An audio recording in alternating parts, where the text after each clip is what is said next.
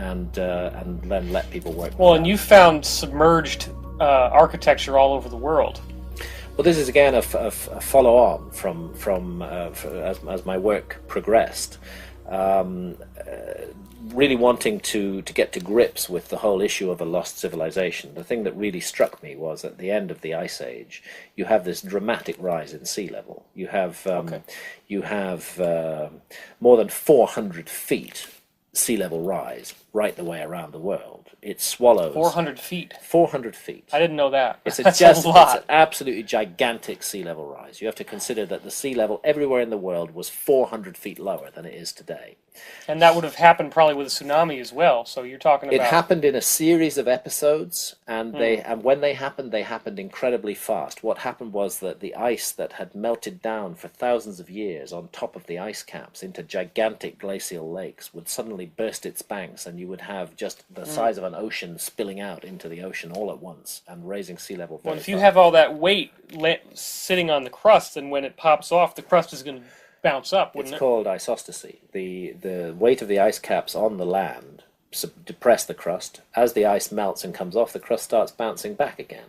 All of this has to be taken into account in working out exactly what the world looked like during the last ice age. And I was very lucky in my book Underworld to be able to work with Dr. Glenn Milne from the University of Durham in the north of England. He and his team are the world's leading geologists on the science of sea level rise at the end of the Ice Age. Okay. And they have a fantastic computer program that will show you to an astonishing degree of accuracy what any coastline looked like at any time in the last 30,000 years. And working with that, first of all, I went back to the problem we were discussing earlier, the problem of the maps. And I found many more maps which accurately depict the world as it looked during the last Ice Age. And secondly, my wife, Santa, who's a photographer, and I learnt to scuba dive back in 1996 or 1997.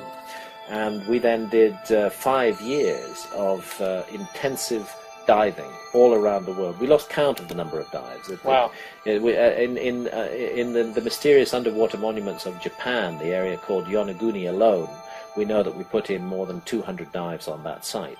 And probably we're looking at 1,000+ dives all the way around the world. Well, and I've seen some of the photographs of Yonaguni. I mean, it must be incredible to be down there, because those stones are definitely not They're definitely a natural not formation. A natural formation. I have very no well doubt sculpted, about that. right angles, sharp edges. Exactly.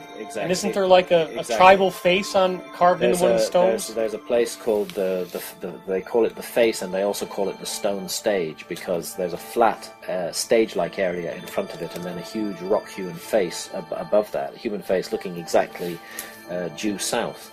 It's the combination of about 5 different major monuments within the space of approximately 500 yards off the south coast of Yonaguni that absolutely convinces me that we are dealing with man-made structures hewn out of solid rock. Right, so these are massive stones. They're massive stones. They're megalithic structures. And, the problem is that many people who criticize them either can't dive very well themselves or have never dived there. You have to be a skilled, competent diver. How far down is it? You're looking at 110 feet at the bottom of the monument, so you're 110 feet below the surface of the sea. So you're saying that couldn't have been above sea level any time recently? The last time that was above sea level was more than 12,000 years ago. And this, again, puts us back into a period when Orthodox history says there was no such thing as a civilization anywhere on Earth. So is this what some people call Lemuria, you think? Or? Well, I'm not a big fan of the concept of Lemuria or of Mu. Simply because Lemuria is a sort of relatively modern scientific idea that generated from the presence of lemurs on both sides of the Indian Ocean. But you read James Churchward, and you saw he has all these symbols that show up all over the place. Yeah, he's talking about Mu. Right.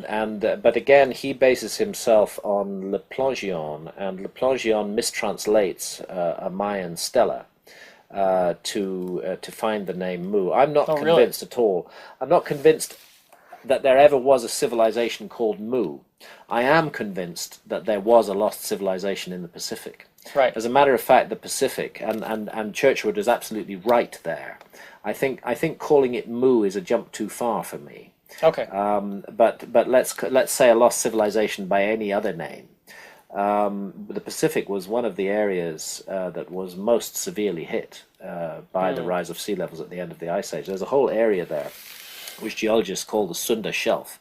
It's almost a continent-sized area off Southeast Asia and stretching out to the Philippines, which was all above sea level until about 13,000 years ago, and went under in a gigantic cataclysm. And again, if you look around that whole area, the Pacific, the Indian Ocean, you find incredible myths of a lost civilization, of a former golden age, and of course we've discussed this before, but not in this discussion, but at other times. For example, the flying machines that are mentioned in ancient Indian texts, Vimana. The Vimanas. It just my feeling is, of course, we have a mass of orthodox history. We have serious and dedicated scholars who are telling us it's not like that. But my feeling is there's enough evidence now out there in the world, at least to raise our curiosity. We should not write off this question. It's very important to understanding who we are. If a great civilization was destroyed in antiquity by unknown earth changes, we have to consider the possibility that that could happen to us too. We shouldn't be so arrogant and imagine that we are the apex and the pinnacle of human achievement. We may just be another blip in a very long story. The whole story of human history may be cyclical, not linear. So clearly these Hindu scriptures that we've looked at, they're describing these Vimana, but they are very strange descriptions. They're talking about things that can fly through mountains, things that have weaponry, that they make a humming noise as they go through the air. There are even accounts of what look like nuclear weapons.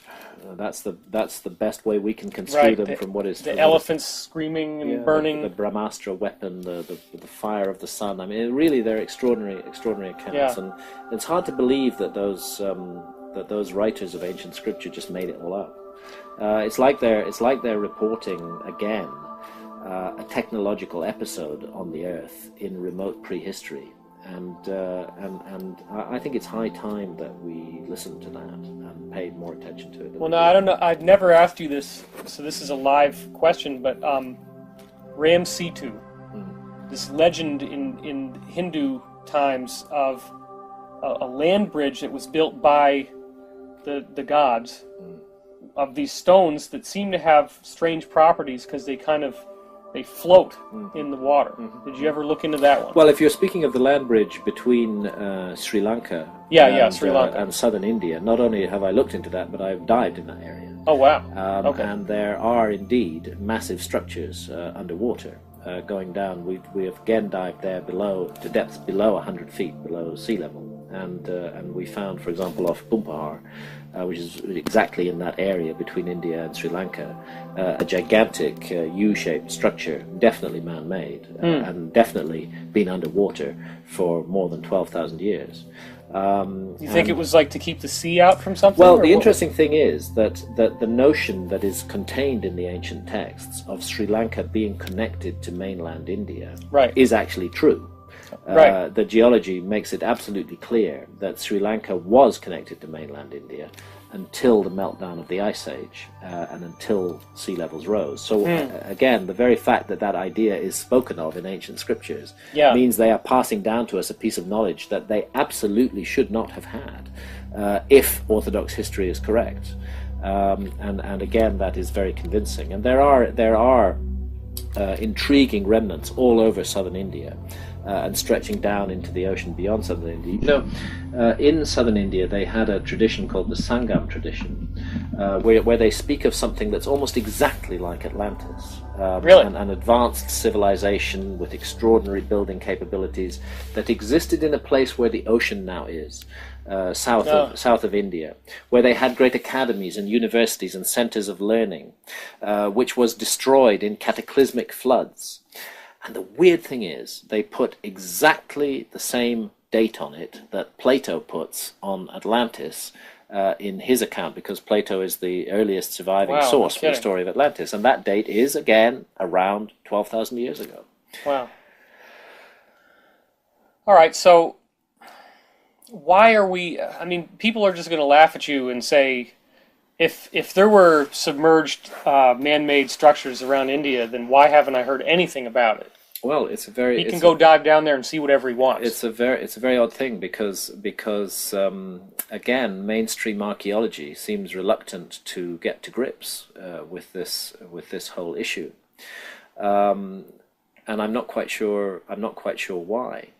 There's been very little follow-up on the diving investigations that we did. As a matter of fact, in 2002, with a team that we brought out from India and working that we brought out from England, but working also with Indian archaeologists in India, we went diving off the city that's called Mahabalipuram in South India. We went there because fishermen had told Santa and I that they were catching their nets on structures underwater. Oh my gosh! And that when they free dive. They don't have scuba equipment. When they dive down to free their nets, they found buildings down there. And we were the first people to follow that extraordinary story that the fishermen were telling. Wow! Took an expedition out there, went diving exactly where the fishermen told us, and lo and behold, found a gigantic built complex underwater, and starting quite close to shore and extending out as much as 5 kilometers from the shore and going down to depths again of more than 100 feet. Now, the strange thing was that after we'd made that discovery and after the initial press conference, which was jointly shared with the Indian archaeologists, Indian archaeology suddenly fell completely silent on the matter. And there was no further investigation of it until, tragically, the great Boxing Day tsunami, which emptied out the bay in front of Mahabalipuram for about half an hour, and then everybody saw that there were structures underwater. Oh my gosh! And are there any pictures of this? Yes, there are. And really? after that, because it had entered the public domain in a very, very visible way.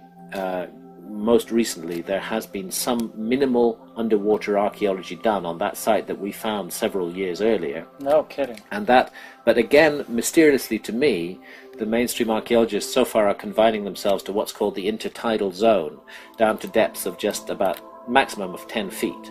And where you hit the really interesting stuff is down to depths of 100 feet and several kilometers from the shore. So I don't know.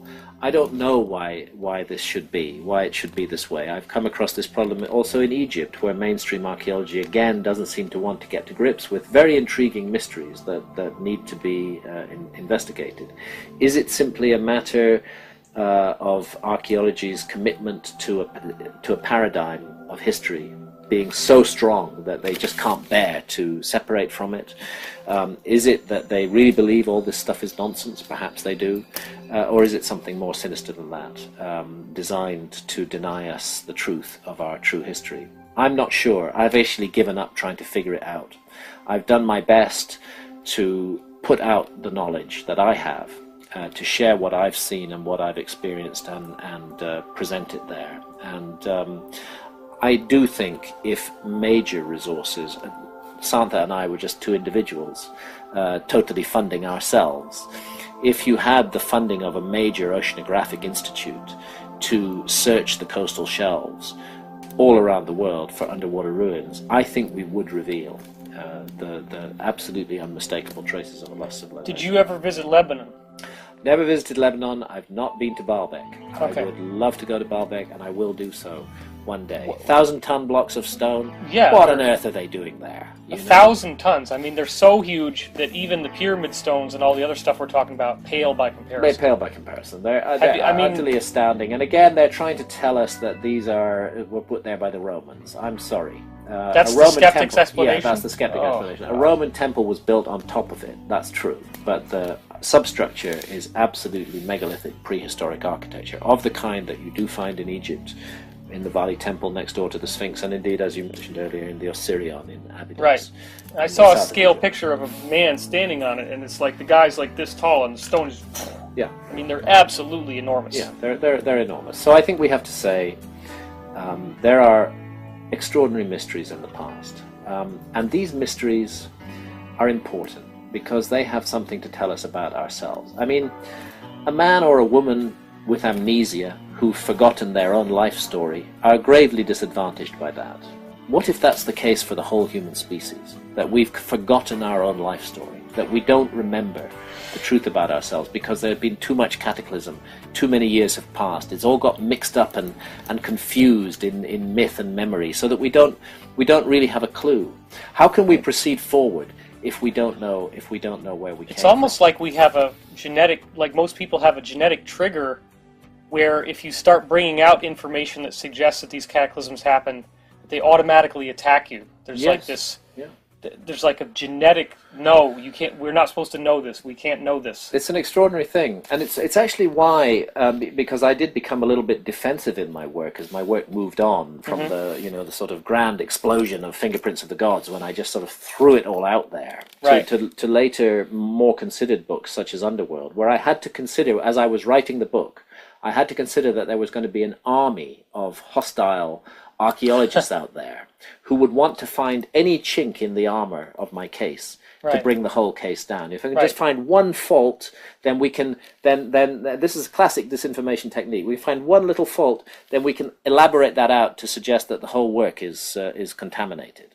And so I became very, very cautious about how I presented information. And whenever I made an extraordinary claim, I did try to back it up at great length with extraordinary information. And it's why in Underworld I do not actually investigate. I did in Fingerprints of the Gods, but in Underworld I don't really go into the question of what caused the cataclysm. I can find myself purely to the facts, which nobody can dispute, that the end of the last ice age was a mysterious and cataclysmic episode, when extraordinary earth changes did take place, when sea level rose by 400 feet, when more than 10 million square miles of the best land on earth was flooded by those rising seas. That's roughly the equivalent of Europe and China added together in terms of size. That's what's missing from our story. Right, and most people like to settle by the ocean so they can have a good view. It was the best land on earth during the last ice age. Little example, the Persian Gulf. Persian Gulf was all dry land at the end of the last ice age. A huge river system ran through it, the combined streams of the Tigris and the Euphrates. There were gigantic fertile lakes in the bottom of that valley. It was a pleasant valley then.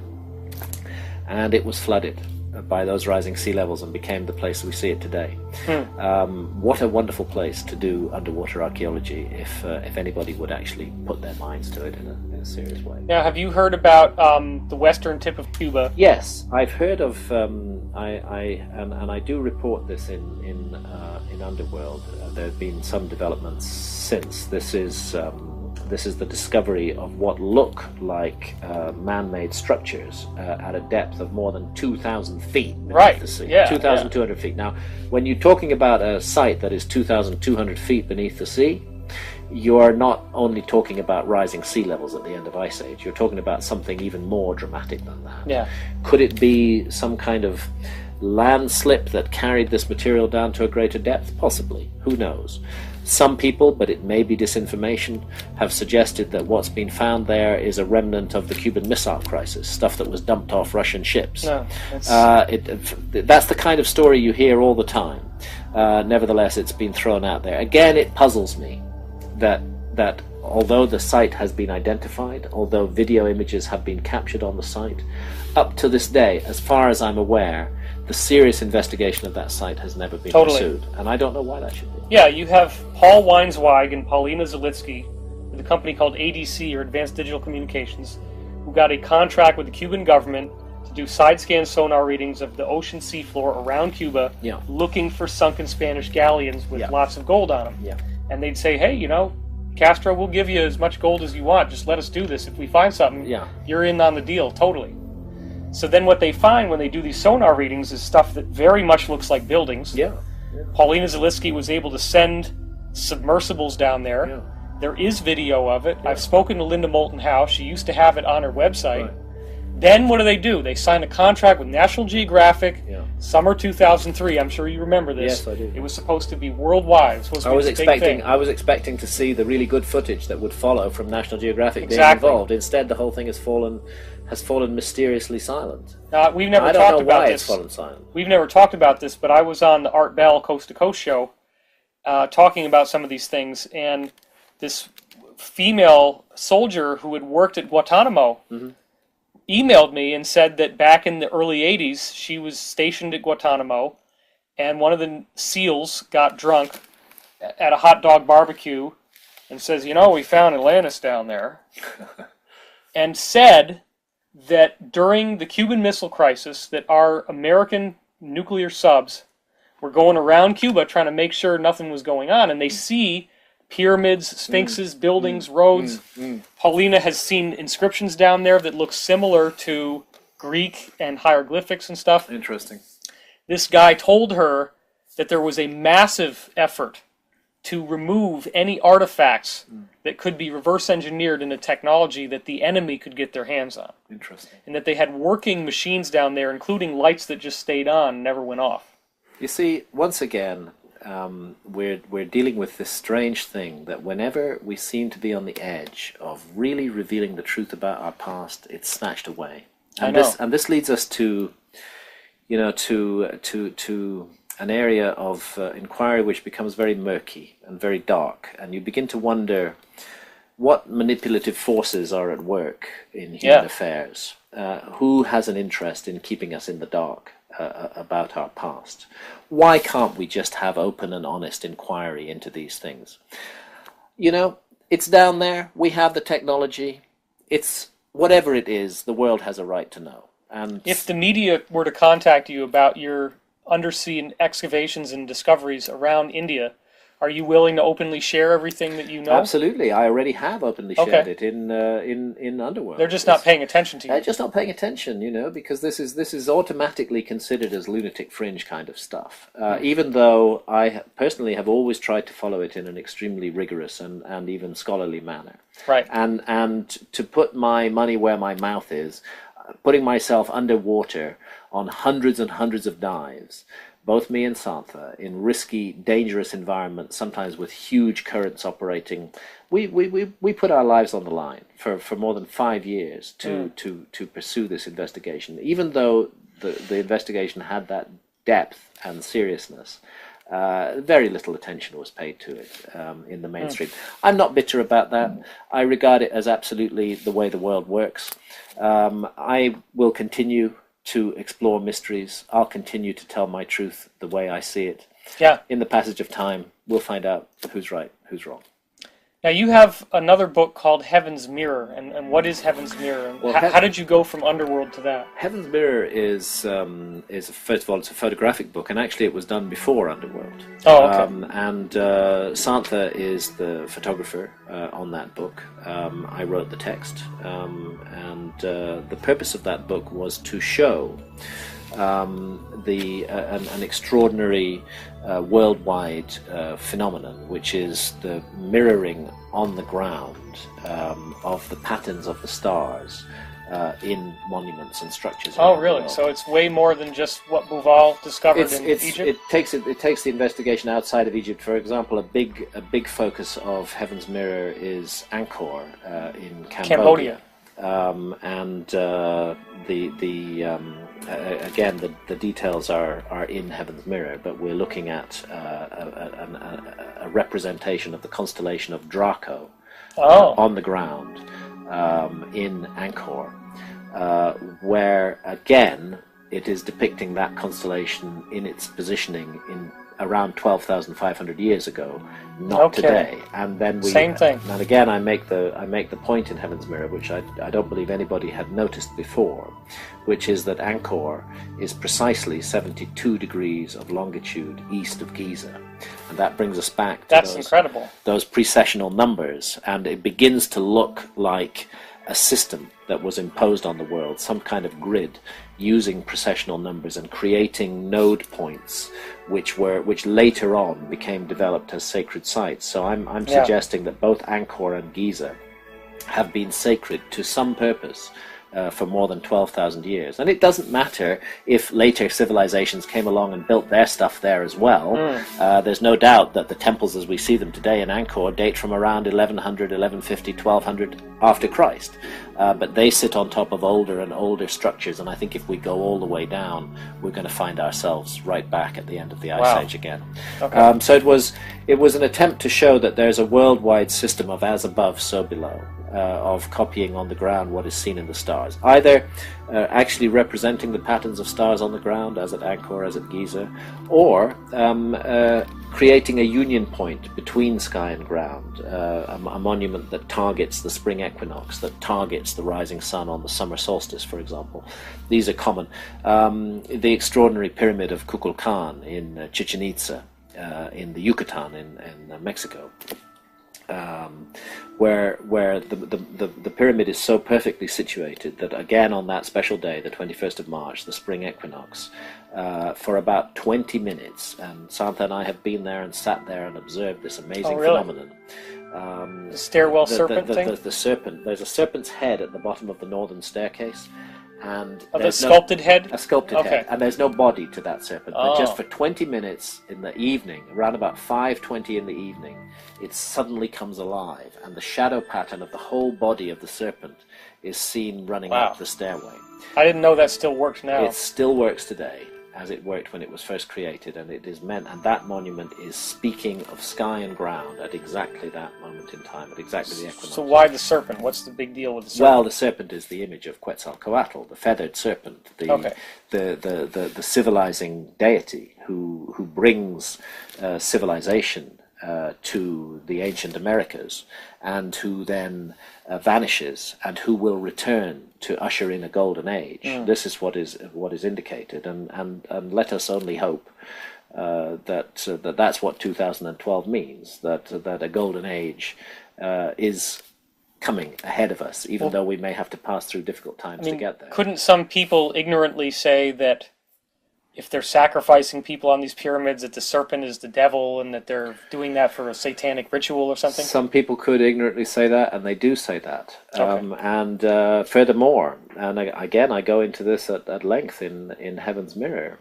particularly less so with the Maya, but the Maya also performed human sacrifice, more so with the Aztecs, who performed human sacrifice on an absolutely industrial scale. Right. You find this horror taking place associated with these amazing and wonderful monuments. Now, what's going on there? I think, I argue this case at length in Heaven's Mirror, that what is going on there is again a loss of memory, a degradation, that the fine principles for which these amazing structures were first established were forgotten by later cultures, who slipped gradually into a horrific kind of urbanized barbarism. So they weren't sacrificing in the beginning. I believe that this was a later collapse. You could almost call it a fall. This was a fall that we see evidence for there, and where really rather sophisticated ideas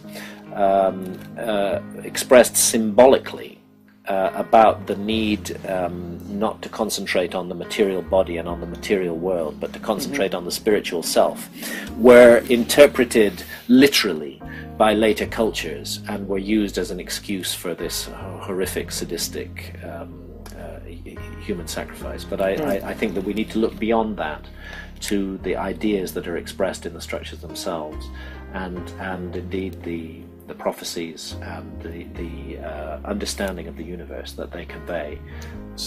But some people are still going to be really freaked out about why a serpent. So what do you feel like the symbolism of the serpent is? Why would somebody want to build a serpent on a pyramid? Well, first of all, Quetzalcoatl is the feathered serpent. Okay. That's his position, and then it's very old in Central America. I've been to Villahermosa, where they have the objects from the Olmec objects from La Venta, and these include these date back. Of course, you can't accurately date stone. You can only say it's at least that old. And there's a stone structure there which is at least dates from 1,500 before Christ. In other words, it's already at least 3,500 years old.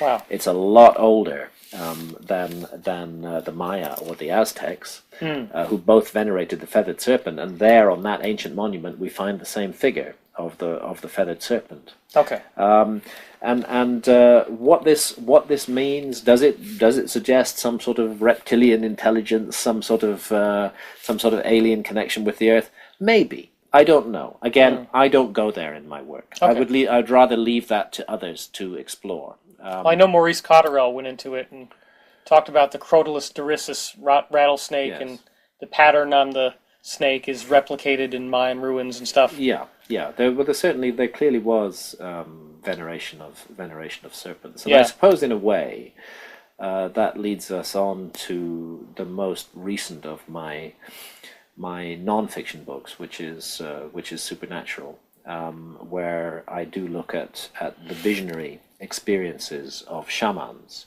and it is quite intriguing how shamans all over the world, in altered states of consciousness, have visions of serpent-like beings, and these serpent-like beings are intelligent, and they are not evil, and they appear to want to teach wisdom to the world. And you find them. I was recently in Utah, looking at petroglyphs and rock art in Utah, dating back in some cases 4,000 or 5,000 years. American Indian rock art. Very interesting serpent images there, where the serpent has the head of some other kind of animal. Exactly the same serpent imagery is found in South Africa, thousands of miles away, from a totally unconnected culture. Well, the common factor is shamanism and altered states of consciousness, and I think that's pretty wild. Yeah, I think that we don't have time to go into this in depth tonight, but I think that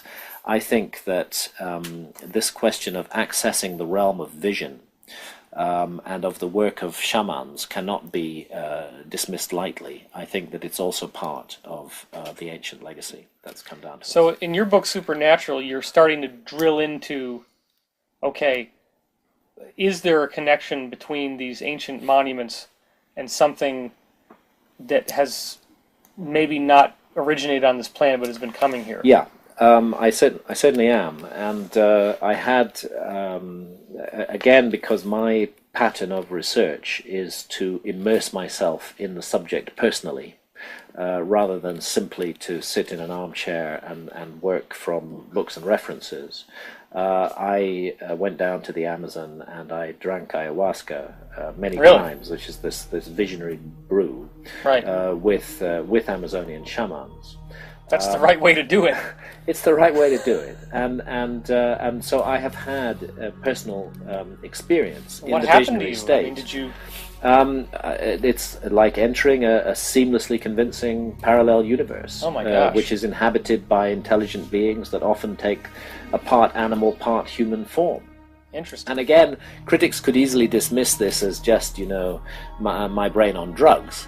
But you have to realize that precisely the same imagery is found in rock and cave art all over the world, going back to the very beginnings of the artistic endeavor in the human story, which is more than 35,000 years ago. Okay. And the suggestion that I come to, and I only make this as a suggestion, is that what's happening with these curious molecules that are found in visionary plants is that they alter the receiver wavelength of the brain. That normally, and I must cite here Rick Strassman's fantastic work with spirit molecule, DMT, the spirit molecule, at the University of New Mexico, where Rick was, after a very difficult endeavor, was given permission by the federal government to conduct research with human volunteers and dimethyltryptamine, DMT. DMT is the active molecule in the ayahuasca brew from South America. His volunteers all began to report back visits to what appeared to be the same parallel realms, and meeting these serpent beings, and being given love and teachings by these beings. Now I know that there are factions who would say, that's the devil at work, but anybody who has encountered the ayahuasca spirit, as the Amazonians have, and as I have in drinking ayahuasca, will tell you with absolute confidence that we're dealing with a being of pure love, whose business is the planet, and who finds time to work with individual human beings, to help us to improve ourselves, improve our behavior, improve our relationships to others. Ayahuasca is a tough journey, which confronts you with the truth about yourself and gives you the opportunity to make changes. Well, anybody who's into Zen Buddhism or Taoism or Asian culture, the dragon always symbolizes wisdom, and Yes. it's a flying dragon. Exactly. And So you're saying that's the same kind of thing happening? I'm saying it's exactly the same kind of thing happening. So then who are these guys? And there are definitely connections also with the whole issue of ET abductions, because we do, again, that Rick Strassman's work absolutely documents this, that many of his volunteers on a hospital bed in New Mexico, definitely not physically abducted. Their consciousness was being abducted, and they were being. Some of them were taken up onto what they saw as UFOs or spaceships. Really? And procedures were performed on them. Objects were inserted under their skin, crystals put into their brain. This was the experience they had, and that they reported. And that experience were they terrified or? Yes, sometimes terrified. And sometimes these looked like your typical ETs, the Greys. Yeah, there were those appeared as well as the serpent beings, and so somebody ought to think twice if they're going to drink ayahuasca. Well, it raises the question of what phenomenon we're actually dealing with here, right? And it is a phenomenon undoubtedly that has physical aspects, but also psychic aspects, and I think that my own view.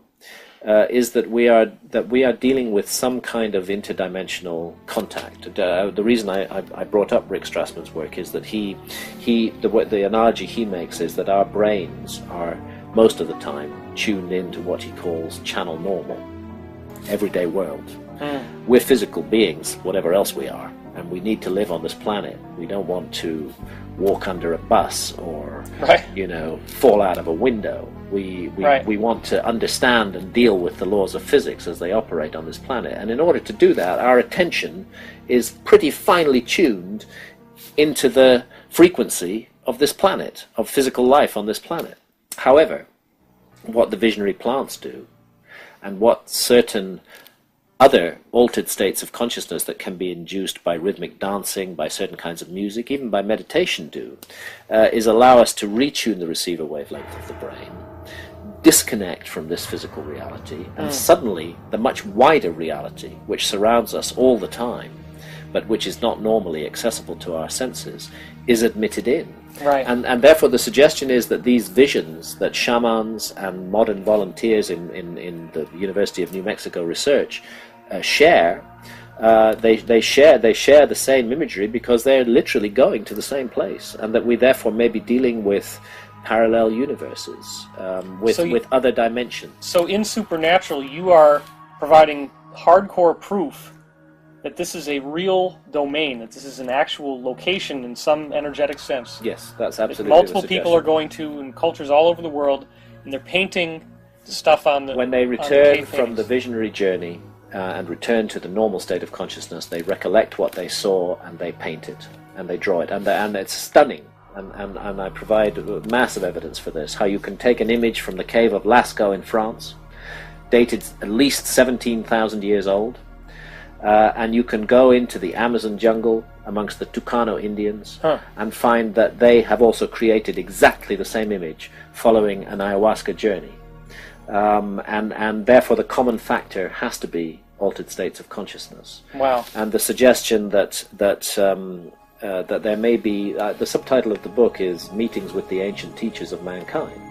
And my suggestion is, through contact with parallel dimensions, parallel realms, humanity has been urged forwards on a number of occations. Has anybody wanted to make a TV documentary about this with you or anything yet? No, really? Not so, because it brings up the subject of mind-altering drugs, right. And this is a subject that for most people is utterly taboo, and which they're just incapable of exploring without a huge knee-jerk reaction against it.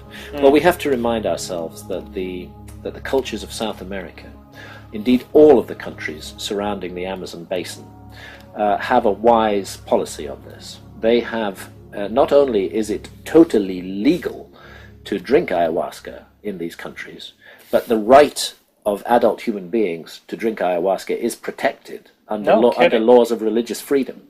Wow. And not regarded as some kind of freaky, aberrant behavior, but regarded as an essential part of our humanity. No kidding. That we need to have these experiences in order to fully realize who they are. So yes, Well, I've documented all of this in Supernatural at great length.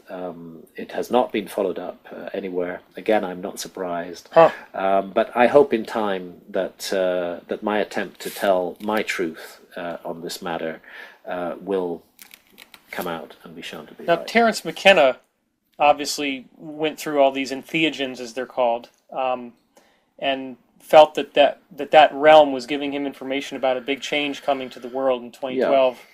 So have you explored the connection between this unseen realm that people are accessing via DMT and the idea that these energies or these intelligences are somehow directing us to the idea that there's going to be a golden age?